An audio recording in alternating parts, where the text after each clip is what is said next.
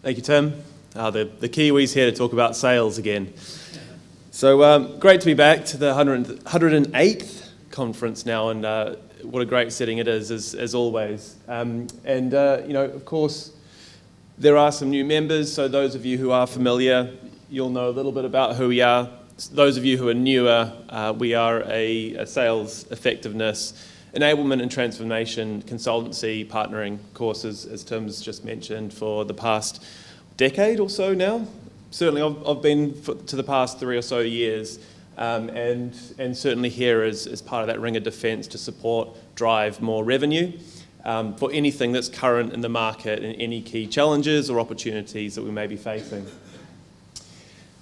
So the Masterclass that I'm introducing today, those of you taking notes, 18th of March, 12 p.m, there will be another reference to that later, of course is available to you all, is going to be focused around tracking and monitoring the controllables. There's a quote on the screen here, of course, that says it's tough to manage what you can't measure. But is there anyone in the room who doesn't want more revenue? Okay, good. Just making sure everyone's playing along. So, but thinking about that, of course, the challenges not only within Sheep Plant Association, but across many different industries, is that leaders will bang the drum about finding more revenue. And excuse to follow on Alan's golf analogy earlier, is if you're only focused on the hole, there's a lot of other components to golf, of course. Your footwork and the swing, your drive, and all the different other areas. So though we can influence our revenue, it's not necessarily within our control. So just a thought, taking note, on average, what percentage of time do you think salespeople spend actively selling? Just take note of what that percentage is. And what the data is suggesting is it's only 10% of their time they are spending actively selling. And of course, they all believe that they're spending more than that. So what are the activities and the inputs that we can focus on that do drive more revenue? Many of you have probably looked at sales funnels before, and what we often do at SBR is reverse engineer what it takes to get to our target so that the controllables and the inputs become very clear. Does anyone here, just to show of hands one more time, I know you were playing along last time, does anyone believe that sales is a numbers game? Numbers game? Seeing some hands go up? Yeah, okay, fair. Element of truth. I want to share some ideas with you and challenge it slightly. So if we say our target is 200,000, maybe the average annual spend per customer is about 20,000. I know it's late, it's a long day, we're doing maths now. 10 wins. All following along so far? Yeah, great, okay. But what happens before the wins? Maybe we send some quotes or proposals. And do we understand what the ratio is between that? Let's say it's 3 to 1. For every 3 quote we send out, we'll get 1 win. All following along, that means how many proposals or quotes do we need to send? 30. Now we may be sending taking our customers through a demo. And what you might see, might be relevant to you, is seeing maybe it's a 1-to-1 ratio here from demo through to quote. Once we've taken them through the demo, then we send the quote. Absolutely, right? So here again, 30 demos, 30 quotes, and then that will get our 10 wins.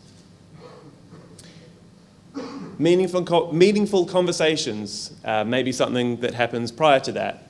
How are we engaging with our customers? Are we initiating dialogue in the right ways to inspire them to explore and take a look at these quotes? Whether that's new or this is recurring, a chance for an upsell or cross-sell. Perhaps that's a 3 to 1, in which case, absolutely. Now we're looking at 90. And then we've been looking at the targeted reaches, prospects. Maybe that's a little bit higher. We'll all need to have our own individual assessment on our funnels. And maybe we're looking at the 3,000 here. So reverse engineering our own individual sales funnels, both from an individual contributor perspective, a team perspective, and a business perspective, can give us clarity not only on how many inputs we're sending, how many reaches we're sending, but what are the ratios in between? So that gives us targeted, focused, some cases self-coaching opportunities, but also specific coaching opportunities for a business to target the right areas.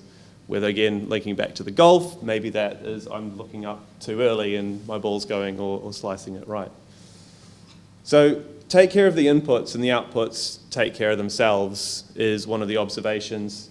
And sometimes doing this work with businesses, what we see is, typically as well, we look at tracking success, right? It's all great having outputs, but what are the outcomes of some of these programs that we run? Some people may want to track and improve that 50-to-1 to maybe a 30-to-1 and have a stronger outreach to meaningful conversation ratio, in which case we can diagnose that area and focus on the right skills. Some businesses may say, well, we want to have a better, stronger relationship from meaningful conversations through to demos, or demos through to quotes or proposals.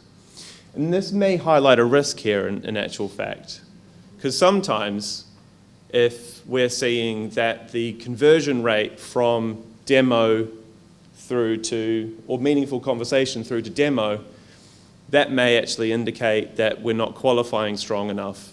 And sometimes it's even better to reduce or take back that conversion rate, and seeing a worse conversion rate from meaningful conversations to demos can actually indicate stronger, more robust qualification, and we're not spending our time chasing people who are ghosting us or may not be completely interested. So there's many different takes once you start to analyze your numbers, and of course sales in some ways is a numbers game. What I would strongly challenge that is sales is more of a ratios game. If we're targeted on finding the meaningful areas, that's where we can make the biggest impact. So another one of my favorite quotes here is, without data, you're just another person with an opinion. So what we're going to be doing in the masterclass, of course, is focusing on what we can control, improving those slight edges, finding the marginal gains in the activities that will drive results in the end. Of course, productive self-management skills, the activity inputs that absolutely will drive those overall outputs. And great to see no one's hand went up when they said they don't want more revenue. So ultimately, that's the goal, is seeing the more revenue through the aspects that we can control. And looking forward to seeing you all there. March the 18th at 12 o'clock noon. So register, it's on the website now, I believe. So if you haven't already, go onto the website and do register. Looking forward to seeing you all there. Thanks, everyone.